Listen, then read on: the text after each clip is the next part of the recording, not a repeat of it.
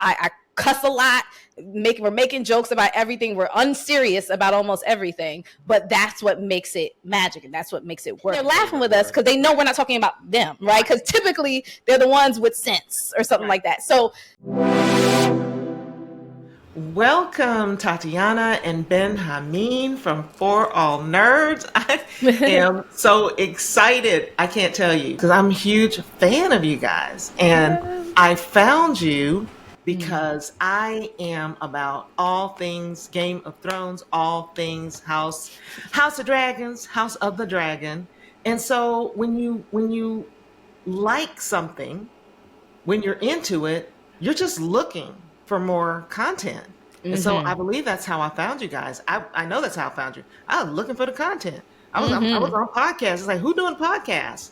And I may have run across a few podcasts. And, you kind of listen in and you go, yeah. But when I landed on y'all's podcast, I was hooked. And that's so good. Like I said about when the Castle Black this season started, I was running to the podcast faster than I was running to the series. Yes. But anyway, we're gonna get into this. I want you guys to let me know, kind of introduce yourselves, because although I know you, my audience doesn't know you, and please feel free to use your AKAs if you would like. Of course. So I am Tatiana King, also known as the Grand Duchess of Tech, also known as, I'll use my Castle Black AKAs, the Ting of the North, Mulatto High Tower, It Was a Dream Fire, Lord of Lightsabers. So that's just some of them. I'll just keep it cute today. But I am one of the hosts of For All Nerds, and I just want to say thank you very much, because everything you said made me feel really warm and soft inside. Because I was like, oh, you care about us more than the show. Please tell HBO that. Maybe they'll bring us on again. I don't know them people, but Listen, your mouth to HBO's ears, okay? So let them know. But yeah, so as mentioned, I'm one of the hosts of For All Nerds. I'm also the co-owner of For All Nerds LLC. And I will, before I go too deep, let Benhameen introduce himself. Yeah, hello, my name is DJ Benhameen. I'm the other co-owner and co-host of For All Nerds, and I'm DJ Benhameen, a.k.a. Ben Ha of the Mean, Sir Christian Cold as Ice, the Grand Maester of Munch, and a man has no shame, which I've been pretty much living up to a lot in the last few weeks, so, yeah. I actually did an AKA. Oh, let's hear it. Yeah. Second of her name, protector of grandbabies, baker of cookies. Yes. I was trying. You did it. As long as it rhymes, it's good. I had it all. I may or may not have used ChatGPT to help me come up with Don't admit that. names. But how did you guys decide to start the For All Nerds podcast, TV show, everything? Wow. I don't know, Ben, do you want to take that one? Yeah, where this came from? I guess so, because I guess I was the first. You were? Yes, I was. Well, let's see. Many a year ago now, it started when I was a member of the Combat Jack show. Rest in peace to my brothers, Combat Jack, and rest in peace to Dallas Penn. And we were one of the original, if not, it was pretty much us and Juan Epstein were the original hip-hop podcast. We didn't even call ourselves a podcast when we started, because it really wasn't a thing like that. We were just live late-night hip-hop radio from a bunch of old dudes. And so it was pretty much the template for what you see now of hip-hop podcasting, when you see the Joe Buddens, the Noriegas, et cetera, of the world. And Combat Jack, being the genius that he was like, yo, we need to do a hip-hop and comic book podcast, because me and you both know there's such a correlation and interrelation between the two of them. And we've both grown up on hip-hop and comic books, so we got to do this. So Combat told me about this dude, Chico Leo, who he knew through another friend of ours, Chris Morrow, and he was like, Chico will be perfect for the show. So I met Chico, and right away we just had an instant connection. We're like brothers from other mothers. And so we just immediately started doing the show, and I think we did about 2 or 3 episodes, and I was like, I'm not going to sit here and listen to a bunch of dudes talking about comic books and movies and shit. That's wild boring to me. personally, so I know other people would find it wild boring, and that's just not what I'm here for in life, you know. So like, I've wasted enough of my life talking to other dudes about comic books. So yeah, so I was like, I put out a call on Twitter, and Tatiana and Jamie Rigetti both were followers of mine for various reasons, for other things, and so they both reached out to me, and you know, the rest is pretty much history. Like, Tatiana was, you know, there and never left. And that's just been pretty much how it went. And Jamie and Chica are still part of the fam, and they are, you know, around in the ether out there all the time. But me and Tatiana from then on have pretty much held down the ship. Yep. Right. So you have the podcast, which is also on video. And I found you on Apple Podcasts. And Okay, good. I listened... you know, for a few episodes, and it was so hilarious. It's like, I gotta see let me see if they're on YouTube, because I want to see what they look like. I want to see how they're interacting. And then I came over to YouTube. So most of the time I listen on, you know, from the podcast, but then I will come back and watch the episode again on YouTube just to see. Perfect. Run Run those numbers up. So hilarious. And so and I know that there's I noticed some gaming content, gamers too, or what's up with that? Over the years we've had a lot of different content. So in art, because Benhameen hates that word content, so let me be clear. We've had a lot of different creative ventures. So we've done game reviews and had like a gaming editor. We've done podcasts about wrestling. You know, we had Marvel, or still do, a Marvel focused podcast. You know, obviously we have Castle Black, which is that Game of Thrones world.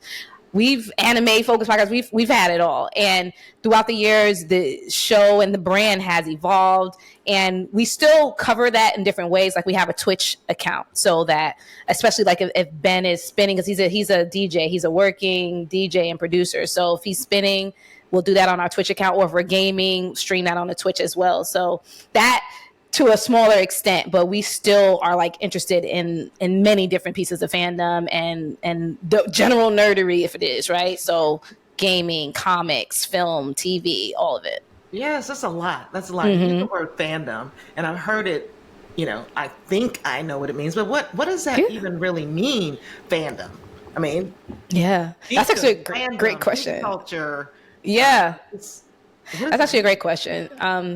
I just say it's pretty much just, you know, where like fandom is pretty much the fans. It's just anyone is, you know, if you're a fan of something, you're part of the fandom of that particular subject. And we often talked about this, especially in the early days of For All Nerds, when we were still trying to explain to people what geek culture was, that, you know, most people are geeks. It just depends about what you geek out about. Like you said, you're the master of baking. That means I'm sure you watch British Bake Off, which I'm a huge fan of, you know, and other things of that nature. Like, that makes you a baking geek, you know. I'm a big basketball head as well. I love basketball. Like, I just love every little bit about it. So I consider myself to be a basketball geek. I'm definitely a music geek as well. So it's like there's all these things, and then all those, I'm a part of the music fandom. I'm part of basketball fandom. I'm also a part of the Game of Thrones fandom, and that's just pretty much what it boils down to. It's just being a fan and loving something. Right.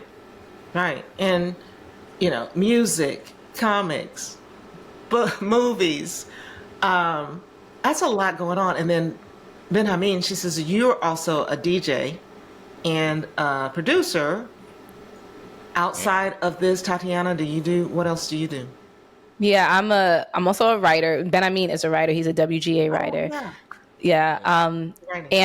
And I'll be right behind him with the music. I've always say, I want to be a DJ too. And then, you know, I got all my equipment, but don't have the time to actually hone the craft. But that's going to be changing soon. But that is writing has always been my passion, and that's something that I've like dedicated a lot more time to in the more recent times. And wanting to, I mean, like, I look at Ben, like I had told you earlier before he joined, that's my brother, and like he's like my big brother. So watching him write on Hollywood shows and seeing him write scripts and him giving advice and guidance to me, that helps me like do things like get not the energy, but the know-how to want to do things like write scripts. So I'll write scripts, and also writing poetry. That's something I've done for years, and just kind of getting back into that. So that's my major thing. And then I have like other talents or gifts that I like to say.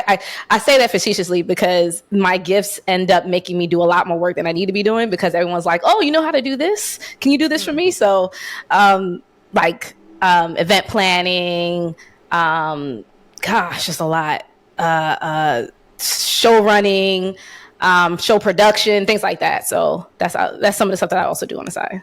So that brings a question to mind, like, where does this, because my thing is social media, media,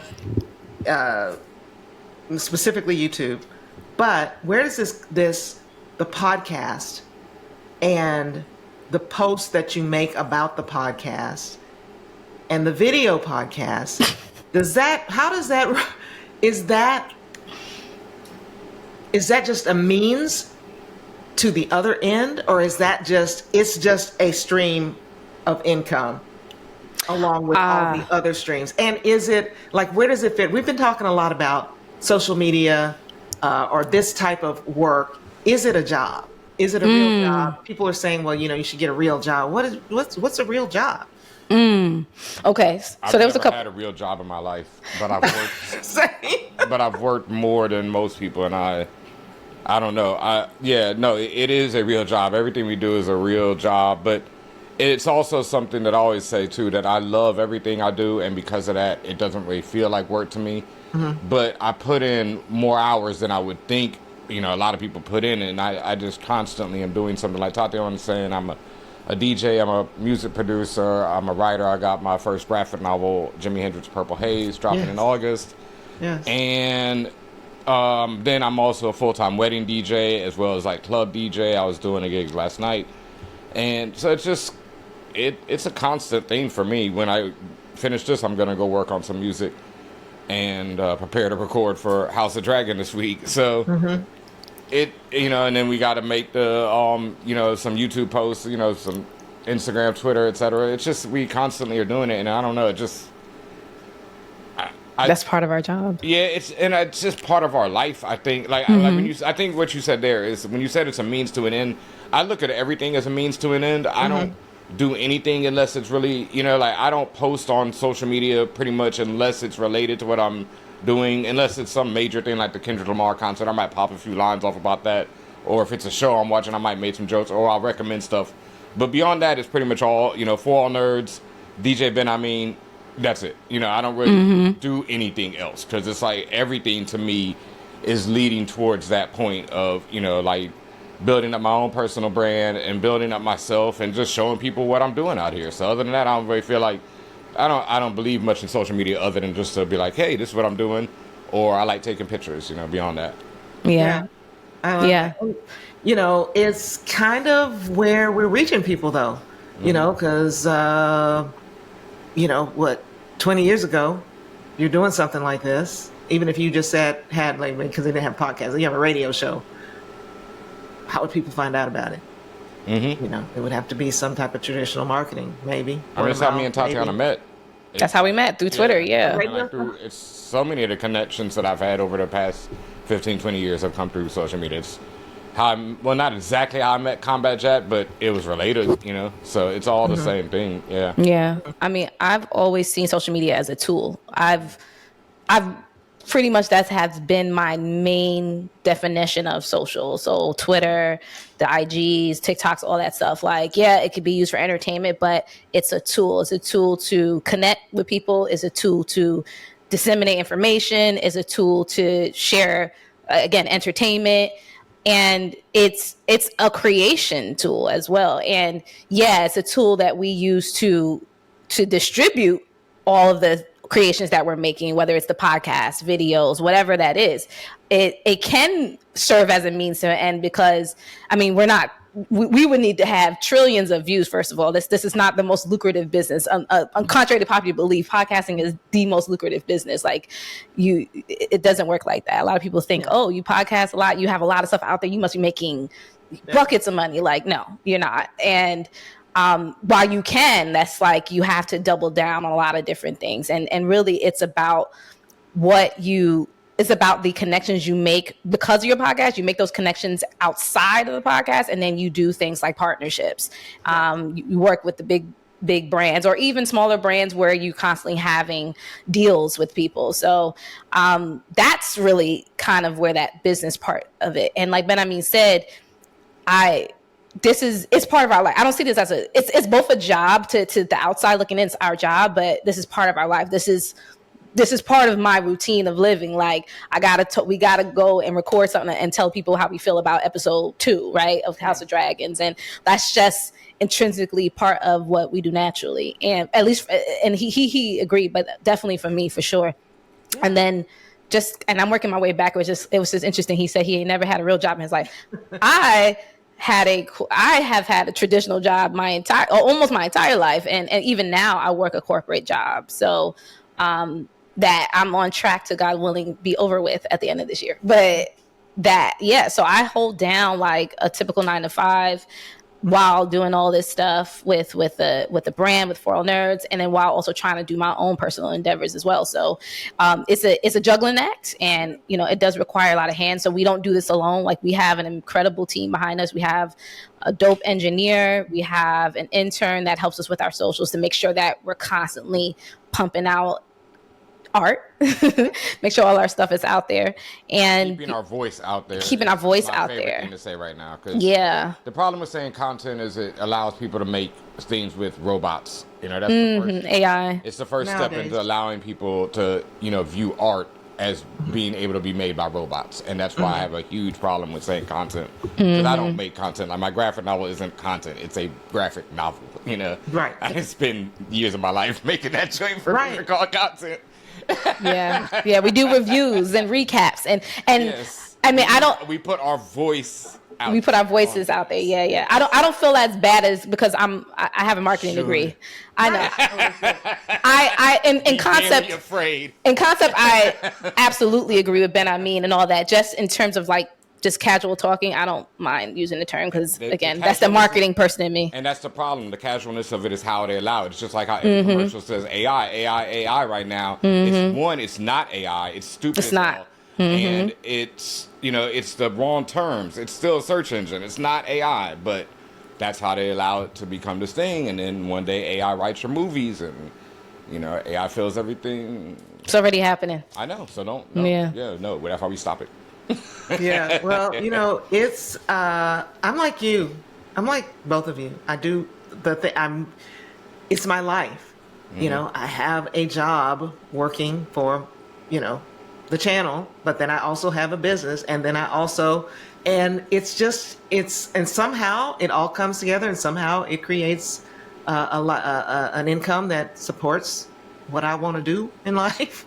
But I don't do anything that I don't enjoy. So if it's not, if it's not bringing me joy, if it's not feeling like I'm walking in my purpose, I'm not doing it.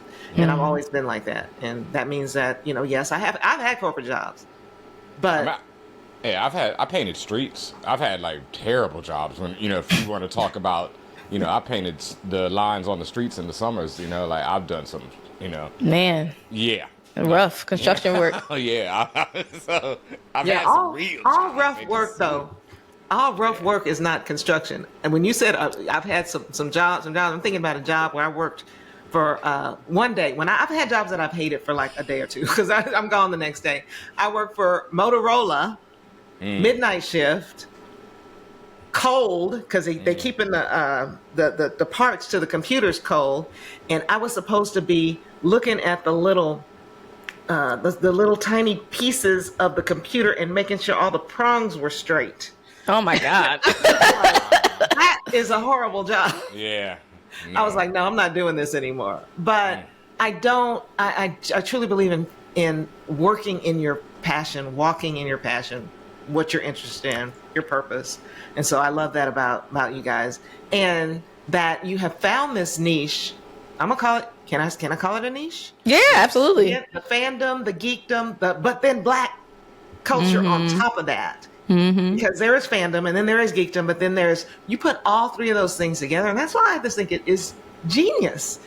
It's just so genius, because we can talk about X-Men, we can talk about Marvel, we can talk about Avatar. I know that some of the things you guys talk about, things I don't know nothing about, like She-Hulk. I'm like, who? But you talk about all that stuff, but then when you put the cultural spin on it, oh my gosh, my brain explodes because of the terms that we use and the way that we look at things. And even one of the last, like I said, in the Game of Thrones, into House of Dragons, I'm a run to that. Yours, although, I'm into I have some other fandom stuff that you're probably not into, like the Golden Age and Bridgerton and that type of Regency type stuff. I like Bridgerton. However, I've watched a little bit, but not too much. But it's. I grew up watching what's on PBS for my mom's Masterpiece Theater. Oh, Masterpiece Theater, right? Yeah, so what is it? What's that other show that was on HBO? Downton Abbey, that type of thing. Yeah. Period pieces. Yep. And for that type of art, I can find other podcasts. I probably listen to 3 or 4 different podcasts for Bridgerton, Gilded Age, blah, blah, blah. But for this, you guys are it. There is... Thank you. I can't even listen from a different perspective because this is the perspective I bring to it. And, it's kind of been my little secret for a while. But like I said, I turned my friends onto it, and my friends are I'm old, y'all. I'm older than y'all grandma. But she is too. And she was screaming. Oh, good. She wouldn't even let me finish my work for the day because she was calling me, saying, telling me what Benhameen said, telling me what.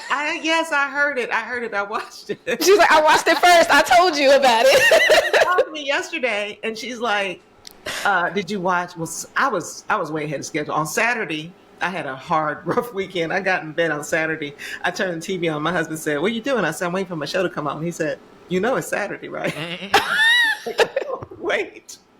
Okay, Sunday. My friend's calling me. She's like, "What are we watching?" She calls it Viserys now. We watching Viserys now? Viserys now.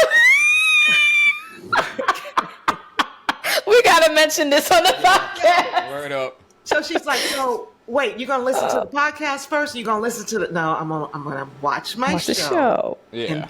and then listen to podcast. Special time, I'm gonna listen to the podcast. So correct. We're Wow, going back and forth on it, and here's what happens. Like I may have discovered you guys in the middle of the first season, so that means I listened. You talked about some stuff that I didn't catch, and then I had to go back and watch the replay, and then I had to come back and listen again. And so knowing what the show is all about, I think, I'm just going to say, Benhameen has kind of a antagonist view on things, and I love it. Like, I know what he's going to say. I know he's not going to agree. I know he's like, this is my opinion. I don't care what you think. So, I don't know if that's the vibe through probably the vibe through all the content. So being a person who grew up with Planet of the Apes, and you know what? I'm really not trying to make this whole podcast about the fandom, but it is important, I think, to segue into what else I'm getting ready to go into. So I grew up on the original Planet of the Apes. Yep. I saw a couple of the new remakes, and I'm like, I'm not here for that.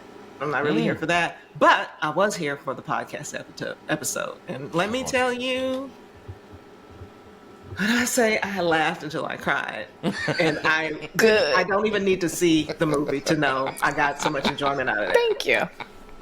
But that's all we care about. I know what it's about.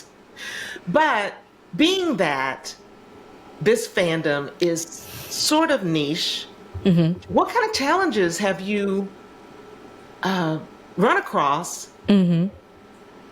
if in fact you would like to bring a bigger audience into this, right, to be heard and be seen by more people? Right. What kind of challenges? Believing in this shit. Right. Can we curse? We've been cursing, Ben. I wasn't sure. Listen, I'm trying to get all my AdSense coins, so you can say it, drop a few, but we don't care. Okay. She trying to keep her AdSense dollars. I already made $20, so I'm trying to make SHIT is fine. You said it only a couple times, and it was like 30 seconds. It was 3 minutes later. So okay. I think especially in the early days was getting like, and it was I had a long discussion with another friend of mine,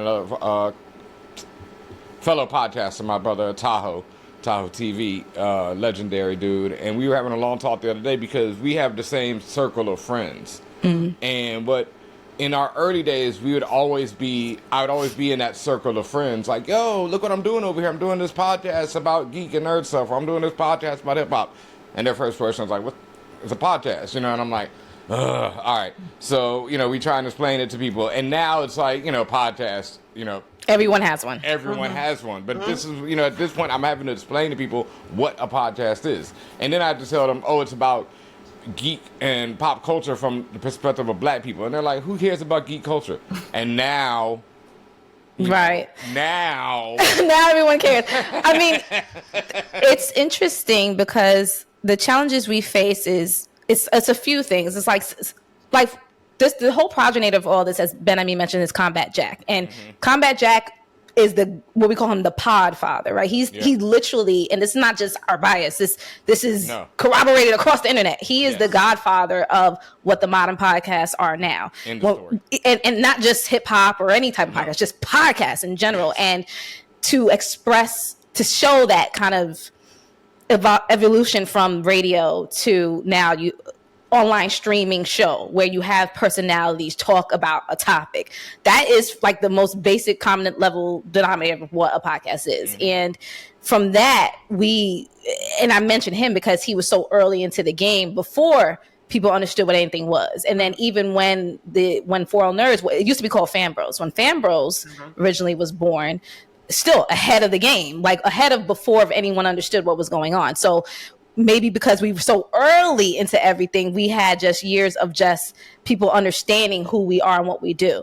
Then we went through our rebrand where we became For All Nerds, and to try to help, for many reasons why we did that, but also to try to help cultivate a wider audience. And the continued challenge is not so much that people don't know what podcasts are anymore. People know about, people see Black people talk about geek culture all the time.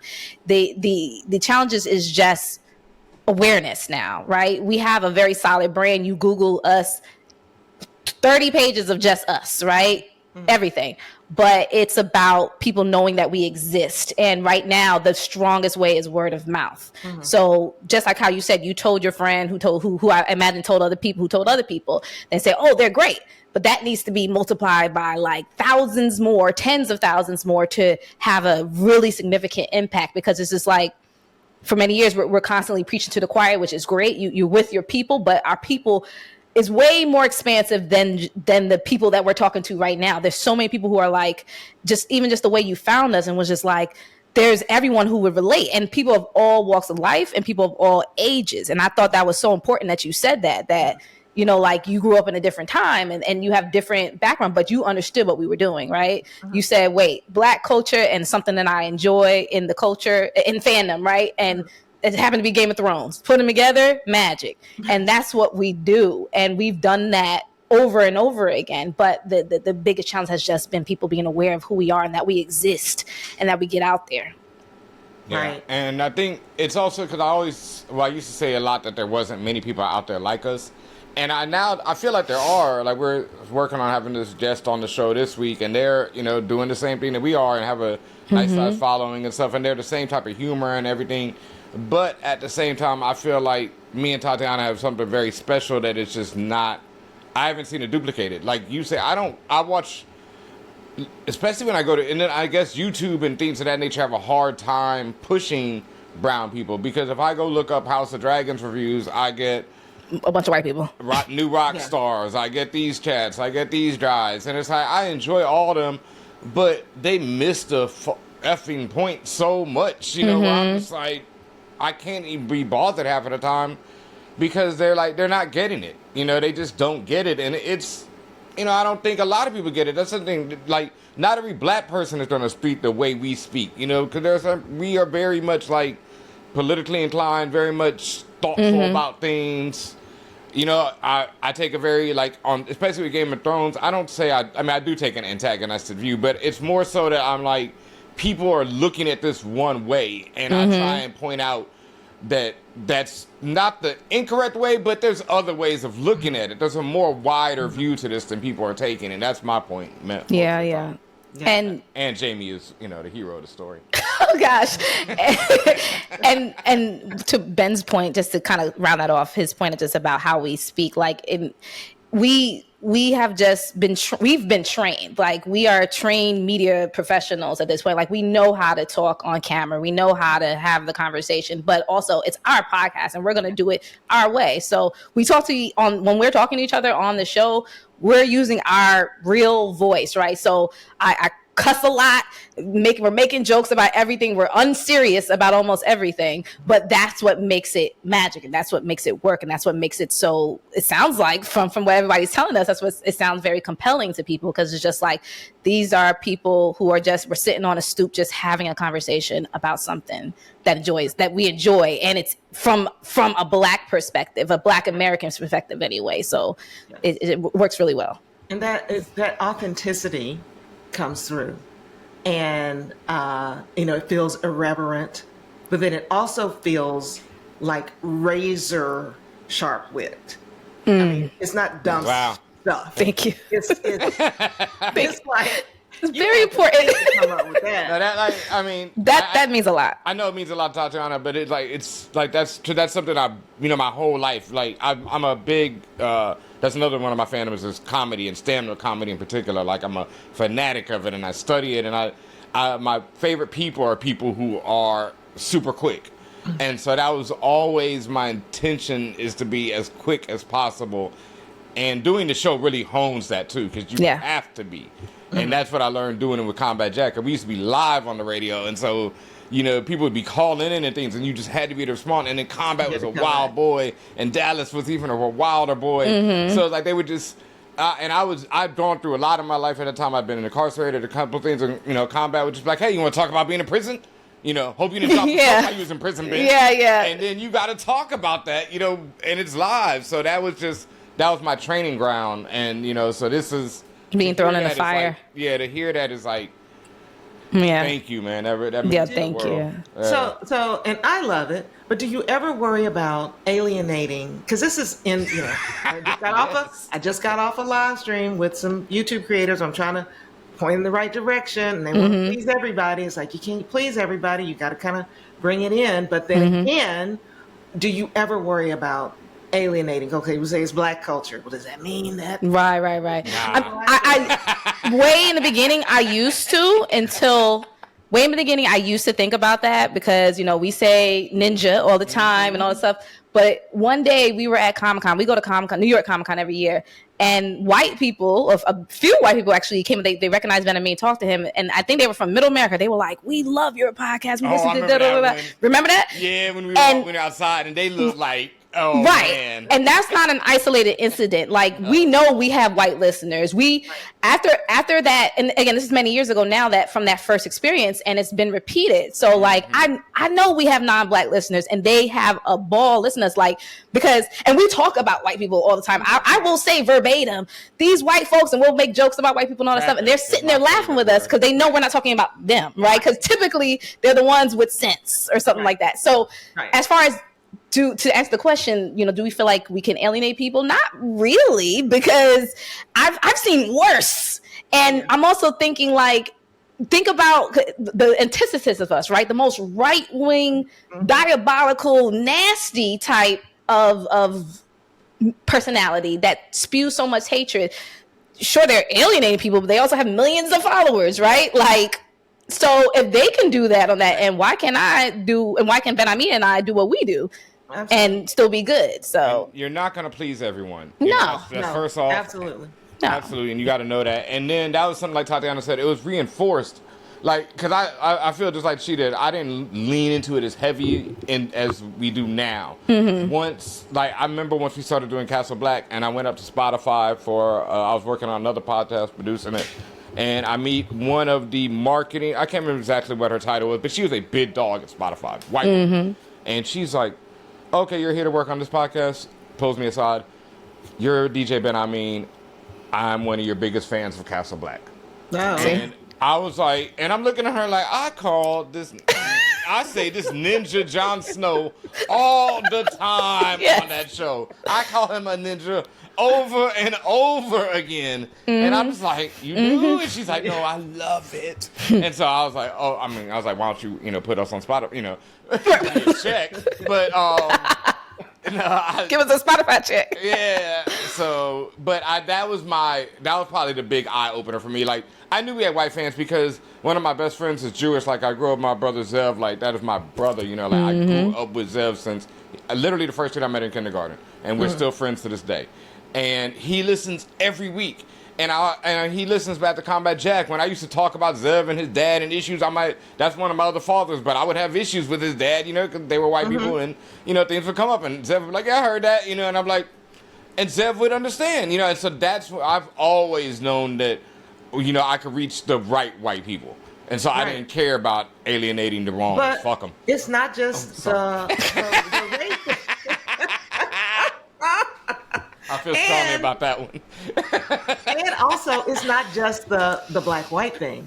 You were mentioning, we just talked about the language just now. I thought about it because I ran across a short or a reel with Gary Vaynerchuk, Gary V, who's big time. I know Gary V. Somebody stood up and asked him, "Why do you have to cuss so much?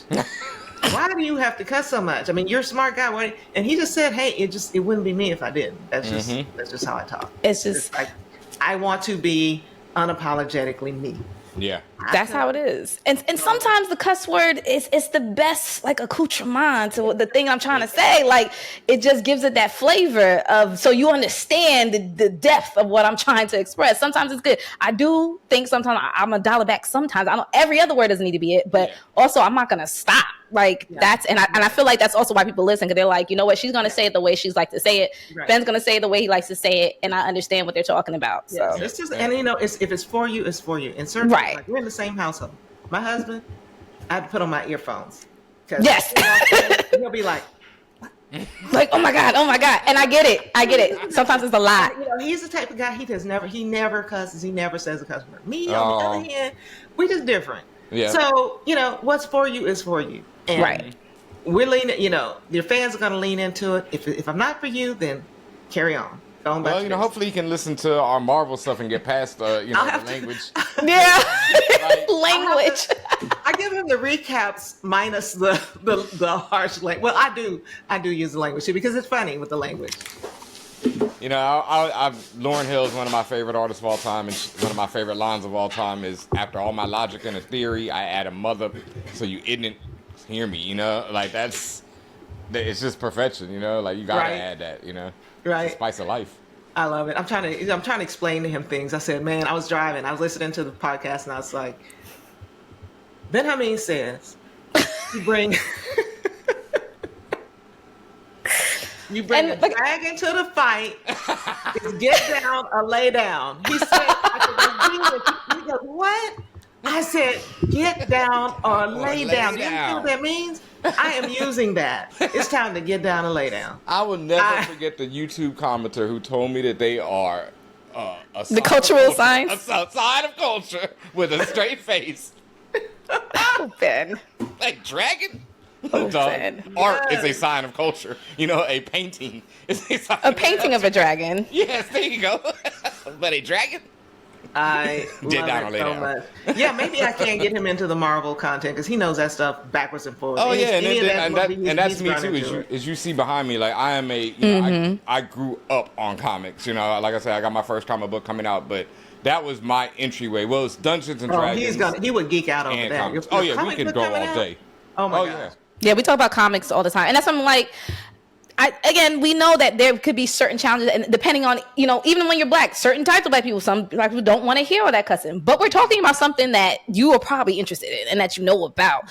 And we're talking about it in a way that you're not going to hear a lot of people talking correct. about it. Yeah. Correct. Because it comes with like I say, for me, it's an extreme, deep, knowledge of comic books where I can rattle off just random factoids about comic book characters all day.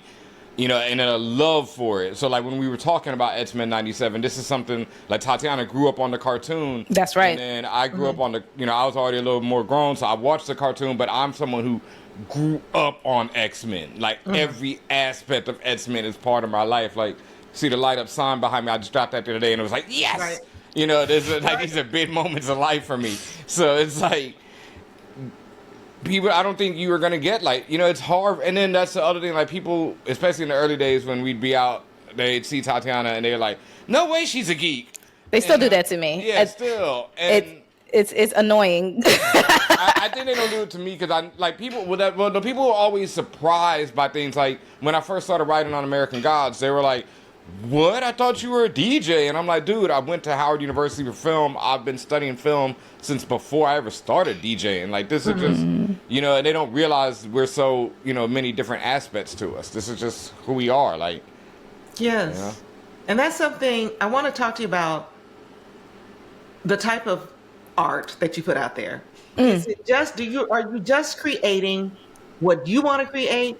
Or are you trying to balance it with what you think the audience wants? Or do you like, heck what the audience wants, I'm just going to do what I want? I'm trying to do it. At this juncture, we're doing what we want. Yeah. We do know that people are looking for us to speak on certain things. So, you know, we'll make it a point to pay more. You know, well, we've always done it. I feel like we've always done it where we know what's coming down the pipeline in terms of shows and movies and things like that. So we know what people would be interested in. We know how people want it delivered. But at the same time, we've stopped doing like everything. Like, we're going to cover every Disney Plus show that comes out, for Marvel show that comes out because of it. We actually had discussions about that where it was like, you know what, we can't just cover it just because we would find ourselves in like drudgery, like, oh, we got to talk about this show that we don't care about anymore just because people expect it. And it's just like, no, if we're going to talk about it, it's because we actually want to cover it. So that's one of the things in the last year or two that we were just like, you know what, we're just not going to recap and do reviews on every single thing. Like, you know, we appreciate like when people say, oh, y'all need to be watching this, you need to be watching that. But it's just like, if that's not something that gives us joy, then we're not going to necessarily put a lot of time and effort into it. You know, and sometimes we do the time and effort and we get disappointed. And it's just like, well. It's going to come through in your content if it's not something you're truly interested in. Yeah, like that experience working with my daughter and her channel. And yeah. The kind of content that people want her to create now is not what she wants to do. Yeah. And she's tried to do. She's like, look, I know I could make tons of money. I know I could get millions more followers, and I know I could get hundreds of thousands more views if I did this type of content. But my heart is not in it, and it's coming through.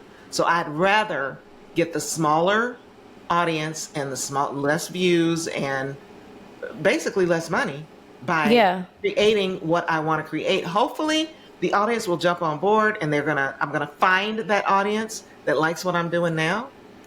But if not, that's the way it's gonna be.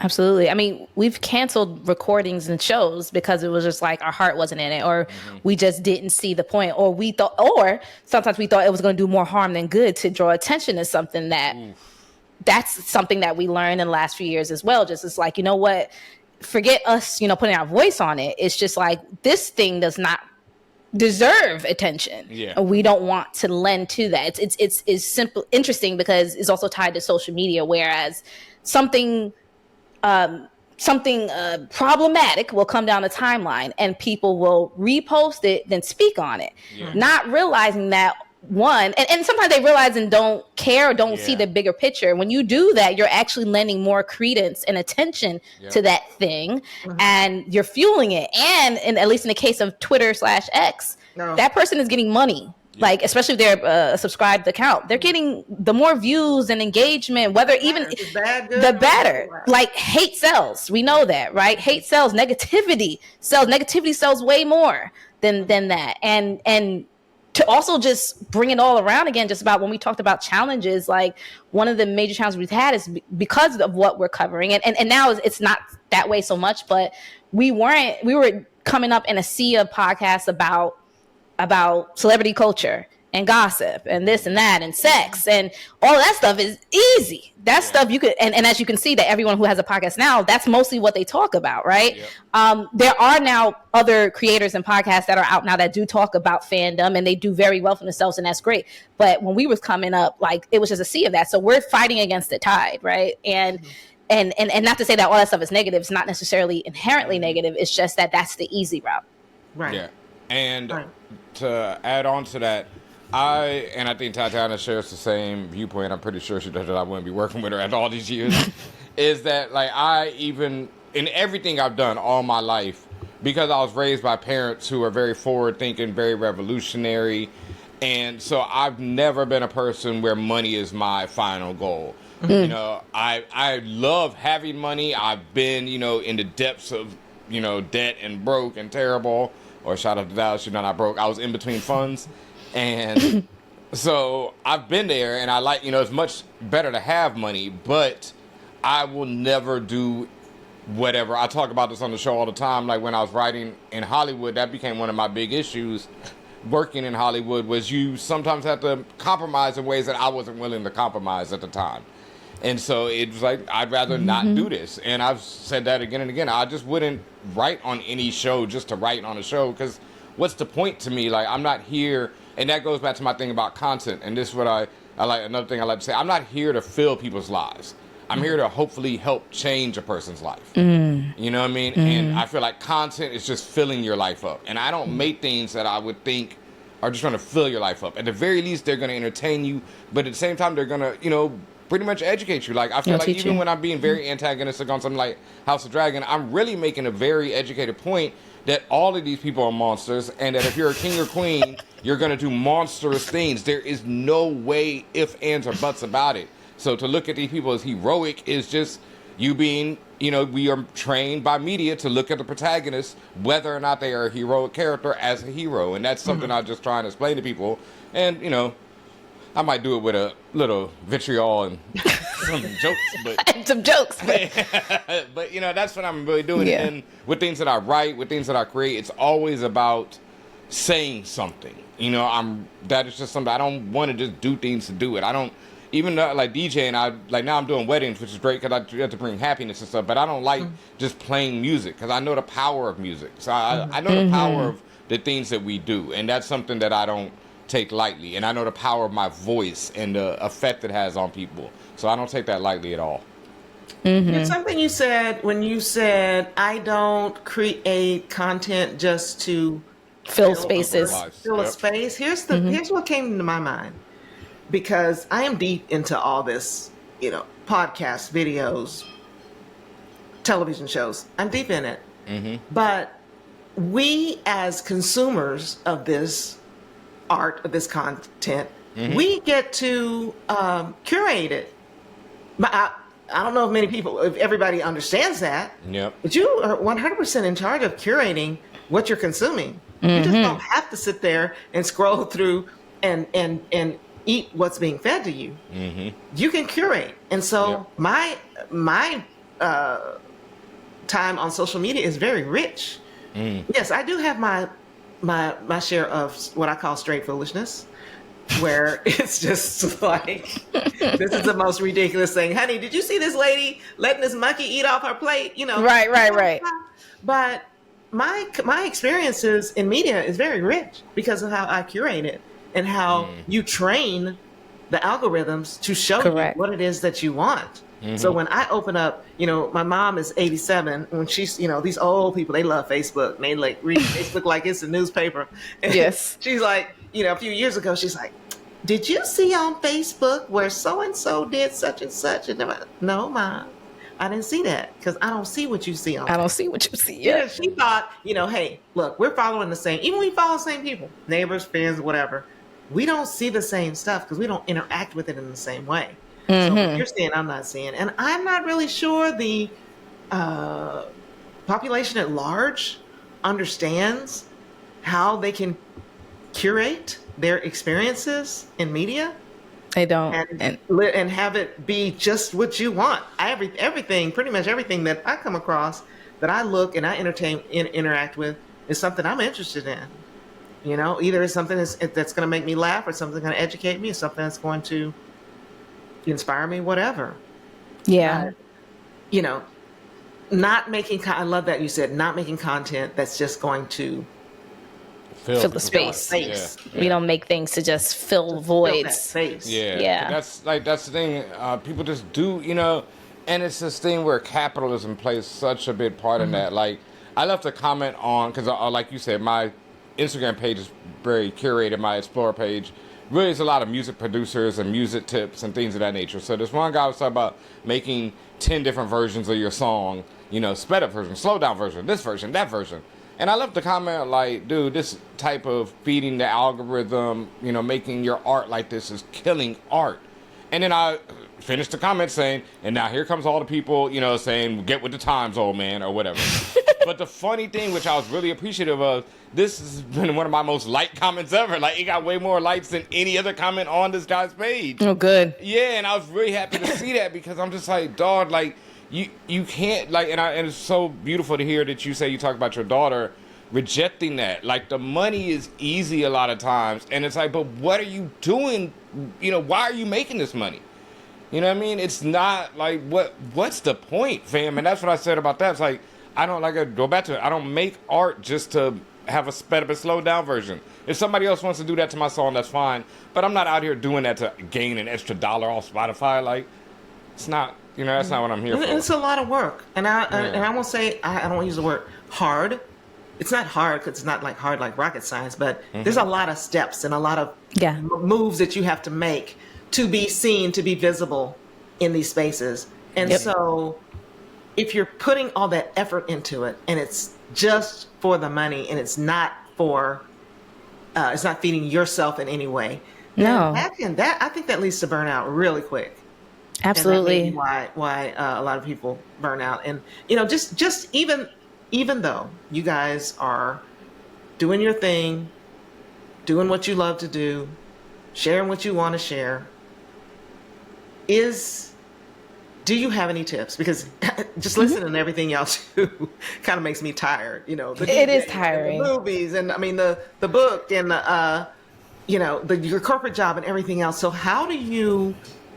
Is there such a thing as balance, or how do you prioritize self-care? I'm gonna say balance, because everybody I've talked to said ain't no balance. But how do you prioritize self-care and, you know, not get drugged down with it? Well, that's important. Self-care. Well, I go to therapy, right? So that's one thing I would absolutely, and not just for podcasting, in life, like, I absolutely recommend that as a tip. It's whatever word you want to use, a hack, a life hack, all that other stuff. Like, go to therapy. Like, and whether that's you call it something different, a life coach, a teacher, professor, somebody that you can talk to about life choices and goals and things like that, to try to provide you and help set not only just your expectations and goals, but like your purpose. I think that's really, really important. And I say therapist specifically because that's someone who's trained in that art, so that you can discover more about how you are as a person and what you need to work on, what you need to build, and all that other stuff. So that's like the biggest type tip. I would say more so from podcasting and like the operational standpoint of it, absolutely get help. Some people do a lot of things on their own. There are huge creators that literally do every single last step on their own, but that, you mentioned burnout, that leads to burnout even quicker. So the more that you can, especially when you start building a community around you, which is another tip, but when you build that community around you, reach out for assistance. There's someone who knows how to who edit podcasts really well. There's someone who knows how to edit video really well.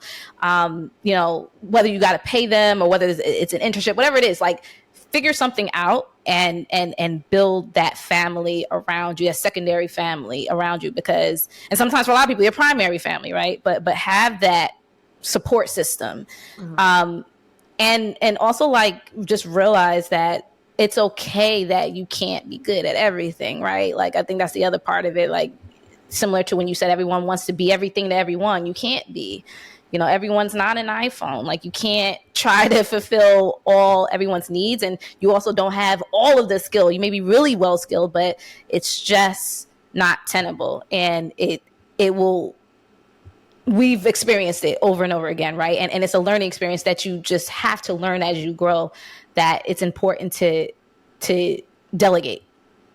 It's important to delegate. It's important to learn outside of what you know, and also let other people handle it sometimes. It's really, really important. And the last tip I was going to say is just be open and be fluid, be flexible with where you are, especially if you are building a brand or a show, whatever it may be, that what you end up with may not be what you started with. And same thing with our show. It's completely different from where we started, and it's different people, it's a different approach, is a different outline, different format, everything. And you have to be okay with that. You have to be okay with the growth in that, and that don't be so stuck on your ways that you're not open to growing outside of that. Mm-hmm. Absolutely. And I would add on to that to always have a sense of gratitude as much as possible, because that's something that I struggle with a lot, honestly. And you always have to be super appreciative of where you are right now in this moment, because that's pretty much all any of us have. And it's worthless to sit there and worry about, the past and mistakes that you made, mm-hmm. or the future that might not come. All you got to do is be in this moment and be like, yo, I'm thankful for what I have and everything that I've been blessed with. And that's something that I had to learn, because like Tatiana said, we both have other jobs. Like, I do weddings, and while I like DJing, wedding DJing is a lot of work, and it's a lot of stress, and it's a lot of time commitment. But I also know that it's not painting streets, because I've painted streets. So I know that, wedding has allowed me to, invest in For All Nerds, and to invest in everything else that I'm doing, invest into this graphic novel and all my next projects. So it's like, I just have to be very appreciative of that. And I think people got to understand that too. If you got a day job, if you're working out there, you might have to double up. You might have to sacrifice not going to the movies tonight or not going to see this show because you got to record a show. That's just how it's going to happen, and you're going to have to do that. And then the very last bit is, like I keep saying, don't do this for the money. I've always said that from the beginning. Like, when I started DJing, I was not making a lot of money. When I started DJing, it wasn't DJs making a lot of money, for that matter. It just wasn't like that. It's the world we live in now is completely different, where you can make, millions being a DJ. So, but I didn't get it for that. And I've made a lot of money. I live a good life off of being a DJ. But I don't do it for the money. That is so relevant to me. As long as my bills are paid, I'm happy I can take care of myself, et cetera, et cetera. I do it because I love rocking parties. And so because of that, all the stress that comes along with it, all this wedding stress, this and that, whatever, bad bosses, horrible promoters, janky club owners, I've dealt with it all. And it really don't really matter to me, because it's like, at the end of the day, I'm here to rock this party and hear people go, ah, when I drop that song. That's what brings me joy in life. And like doing the show with Tatiana, I can be stressed out all week. But when we start recording, I know that, I'm going to get these jokes off. She's going to get these jokes off. Mm-hmm. And we're going to laugh and it should be one of the best times of the week for me. So, just be appreciative of that. And that's, like, you got to be appreciative of every little step. Like I'm saying, like, we're not the biggest podcast in the world. We're constantly seeking how to get bigger and better. But I'm just so appreciative that I get to do this, that we have fans who listen, that, you just told me that I'm witty. I'm good. Right. You said we funny. Like, yeah. Oh, we fulfilled our goal. Like, yeah. We want to, and I think I can speak for both of us. We want to get bigger, because getting bigger means we can teach more people. Like, my goal is to have an impact at the end of the day. It's bigger impact. I love money. Great. Because money gives you experiences, right? And then those experiences and other things, and down the line can help generate other happiness. It's not the money itself, right? But like, because of our impact, we were able this past October, we were able to speak at the Smithsonian, the Blacksonian, right? So we were able to be invited there and have a whole panel, like things that we'd have never imagined that we would be able to do, experience that other people can't say that they've done. But that's because we were doing something we love, and that we kept upholding that. So my whole goal is to make an impact, to teach people, to connect with people, and just show that, like, it's okay to be used, okay to love something and speak intelligently about it, but then get the jokes off, right? And for me, like, when especially doing a podcast every week, if there's anything that I'm absolutely doing in terms of curating, I'm trying to make Ben laugh. I'm like, I'm going to write this joke, or in my head, and I say write, but I'm literally, as we're speaking, I'm writing it in my head. I'm going to make this joke to make Ben laugh. I know he's going to fall out the frame, on his knees, crying, laughing. Like, that is my goal every week. Like, what can I say to be like, yo, this girl's wild? But because I like to see the joy in him, and I know if I'm bringing him joy and he's bringing me joy, I know we're making everybody else laugh. And it's been proven that way. So well, it always sounds like a good time on y'all's podcast, and I'd love to be there live, real time. But I listen in every single week. I'm going to try to get into some of your other content, because I know it's going to be hilarious. Even though I may not know what you're talking about, I'll be laughing. But I want to know, people, what are... I would always say that when they don't know. People are like, oh, that's so funny, and I don't know what you're talking about. But yeah, that's hilarious. Sometimes I do. I kind of know. But then sometimes I'll have to go and Google. I was like, now what? That's okay. We did. That means we did something. Yeah, and so do we sometimes. Yeah, we Google why we're talking. Like, we like this who's the person, this name? Like, that's... and we move... Right. And it was that's the goal. Twins. It was twins, right? I didn't say that. That was Portia. Yo, I'm getting, boy, Portia. You gotta get Portia, because I didn't say that. Looking wild. I'm on there yelling at the phone because I'm saying something. That was like, well, it wasn't his real son. Yes, it's his real son. Yes, it's his real son. Yeah. Like, no, back up. Somebody call him on that. It's his real son. Yes. But yeah, we pulling out we got this ancestry out, and we got uncle, brother, cousin. Yeah. Listen, and that's okay. Like, we're all learning together, and that's okay, and that's part of the conversation, right? We just like how when you watch a really good movie, and especially when you're watching it with Black people, you watch a really good movie and people are yelling at the screen. Like, I want that. I want y'all to, and respectfully, but I want y'all to be yelling back at us, for or against whatever, because we want that interaction. We want there to be like something tangible there, right? So yes, it does incite interaction. So what's next for All Nerds? What are your hopes, your aspirations, your goals, if you have any? Where do you want to take this thing?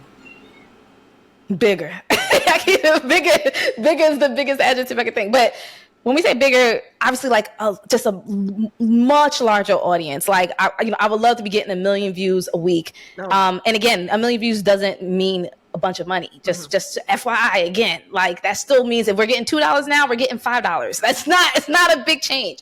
But I would love to just have more viewership, because again, that expansion means more opportunity and more experiences for everybody. Like, the more eyes that see us, the more, as we mentioned, the bigger names, the bigger brands, and everybody see us. And then we can get those opportunities to come into these spaces where people want our voice to be in, right? I do want that, like, we're doing a lot of, like, as you mentioned, we have video and all the other stuff out. Like, in the early days, and I still want this, like, we wanted to drive towards having a TV show. I would still love that. I still think that would be fire. Like, and we still have like a lot of and I'm not going to tell it, but we have the kind of the old rundown of how that would look and what it would be like. And, I would love to get that going as well. Like, my main goal is to let this be the sustaining vehicle for all of our endeavors, right? Personal endeavors, For All Nerds endeavors. Like, we want this to be able to build up to be like a true big media house. At least that's the vision I've had for it for many, many years. And because we're self-funded, because that we're independent, we are doing a lot of different things on our own. Like, we have, the t-shirts, like I'm wearing one of them now, forallnerds.com. We have, as mentioned, we trying to do partnerships with different brands and things like that. Like, I just want more opportunity and generate opportunity. And most of that first deals with making sure we increase our audience and then get our awareness out there, so more people know that we're out there. Awareness, visibility. And just also I just want to do what I like. That's the big thing. I want to just be able to keep doing the things that we like to do. I want to be able to come to this and not have to just worry about like, oh, I really don't want to do this. Like, no, I'm coming this because I want to talk to Ben, because I want to talk about things that I enjoy, that bring me happiness, and that it brings other people happiness as well. I love that.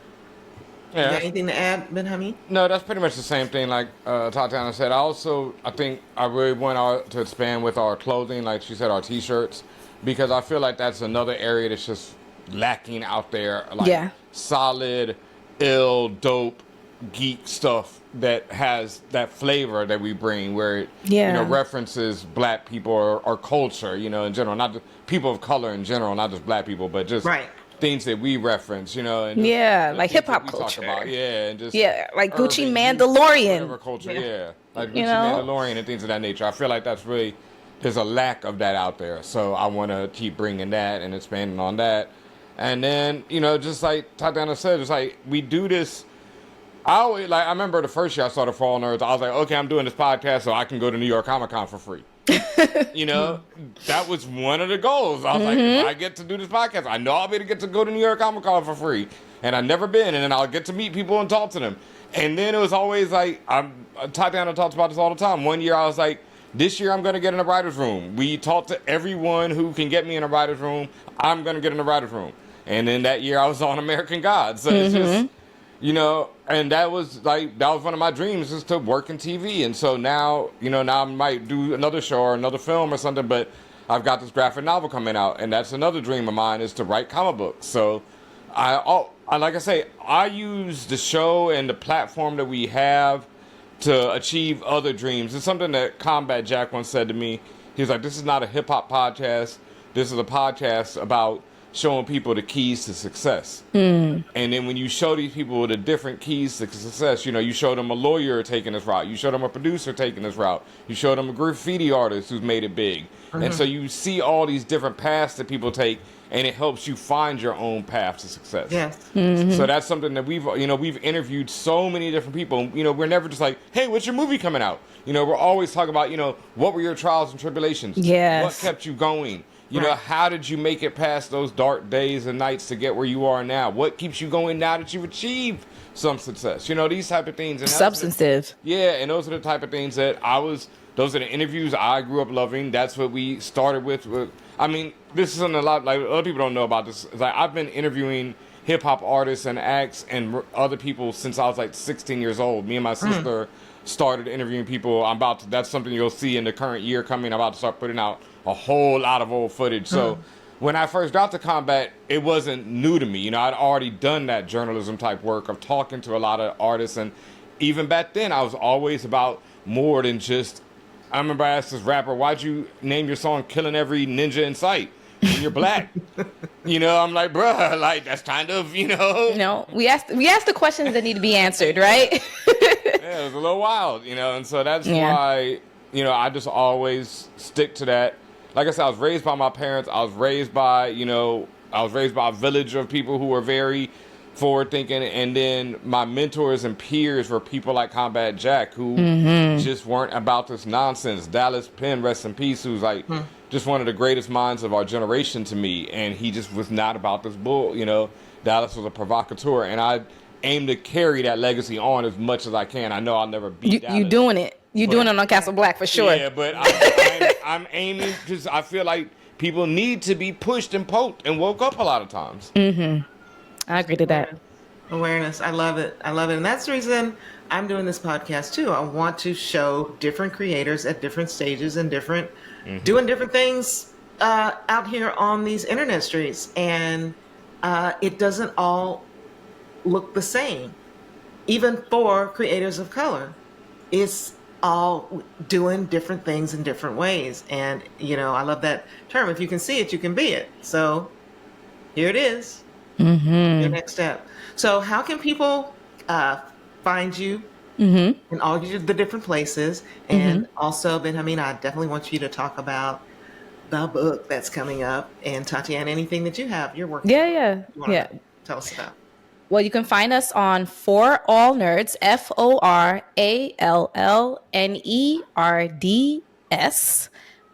fan for short. We call our supporters the fam. For All Nerds on every social media platform you could think of in life. For All Nerds TV on YouTube, and For All Nerds on all the podcast platforms. Every last single one of them. I made sure of that. forallnerds.com to make sure you get the merch and all the different tees and designs that we have. What else? For Patreon. We have a Patreon as well. So people, as mentioned, we always talk about how we're independently funded. So we also have people who help that goal every month, really. So patreon.com/forallnerds. So if you want to be a patron, you could be a part of it. If you want to do $2 a month and help for the cause, we love it. We appreciate you. You can also follow me personally, Tatiana King, TatianaKing. And I feel like I almost started introducing Ben. I'm gonna let him do that. I'm just so used to doing it on the podcast, but go ahead, Ben. Talk about yourself. Yes, I am DJ Benhameen on all the different socials out there. That is DJ BenHameen as in Nancy. DJ Benhameen. Benjamin spelled out phonetically or in Spanish, in other languages. But DJ In other languages, yeah. DJ Benhameen on pretty much everything. My website is biddjenergy.com. And you can go over there, and that's where you can pretty much find out everything I do, from my music to my music production to events I'm doing to the book that I'm about to talk about, Jimi Hendrix Purple Haze, which is my first ever graphic novel written in conjunction with my brother Mello Brown, with art by the absolute legend Tom Mandrake. And Jimi Hendrix Purple Haze will drop August 13th. It's a space opera, futuristic, Afro-futuristic funk space tale about Jimi Hendrix. It features a Jimi in space. Basically, it's a semi-autobiographical tale. We are telling a tale that takes inspiration from Jimmy's life and then puts it into a space opera, Star Wars, futuristic type setting. And beyond that, it's just a beautiful story about creation, about being a creator, about feeling stuck in a part of your life. I hear a cat in the back. Yeah, me too. I'm like, oh. Love it. And it's a story about black music. It's a story about adventure. It's a story about perseverance. It's a story about revolution. It's beautiful. It's a lot of different things, and I'm super proud of it. And like I say, even if the writing was terrible, which I don't think it is, Tom Mandrake's art is worth the price of admission. If you're a music fan, if you're a fan of black music, if you're a fan of black culture, if you're a fan of history, if you're a fan of rock music, of really black music, it's my the personal things that I wrote in it. Well, there's a lot of things, but one of the main goals to me was to talk about this theory that I have about black music throughout our time in America. So that's something that is really personal to me and very much in it. So it goes so much further than just rock. That's why I want to make people understand that, because people hear Jimmy and be like, rock? No. This is about black music, from hip hop to blues and everything in between. So it's just this story of our culture, of our life, told in this beautiful outer space adventure full of aliens and weirdness and great art. And it's tough to describe, man. I really got to get a better elevator pitch. I'm going to have to ask Mello what his is. It's a space odyssey featuring a legendary icon. It's intriguing. And when is that dropping? August 13th. It will be out in stores everywhere. You can go to biddjenergy.com and you can order a signed copy from Anyone Comics in Brooklyn. If you're not in New York, they will ship it to you nationwide. They have a site. And Yep. is it anyonecomics.com as well? Yeah, I think so. But just go to biddjenergy.com. Go to biddjenergy.com. The link, it will take you directly to order the Hendrix, so you don't have to search around any of that stuff. Go to biddjenergy.com. Click on the Jimi Hendrix link. Boom, you're there. You can order a signed copy. There are very few left. I'm actually not even sure if there will be any left by the time y'all hear this. By the time you hear this. But if not, go to Amazon, go to your local bookstore, go to your local comic book store, tell them you want Jimi Hendrix Purple Haze from Titan Publishing. That is so exciting. I can't wait. We're less than 2 months out, and I'm losing my mind at this point. Yeah. I have really enjoyed our conversation, y'all. This has been so wild. I'm so happy you took me up on my offer. My podcast is small, hopefully growing, but I'm going to do my best to get the word out about you guys, because you deserve so much more. Thank you. Whatever you have, you deserve more, because thank you so much. You guys are great, and I thank you for sharing your perspective about the business of art/content creation and how it shows up in so many different ways in this world today. So thank you so much, and I'll be listening. Thank you, Mama Tony. Watching, listening, watching some more, and spreading the word myself.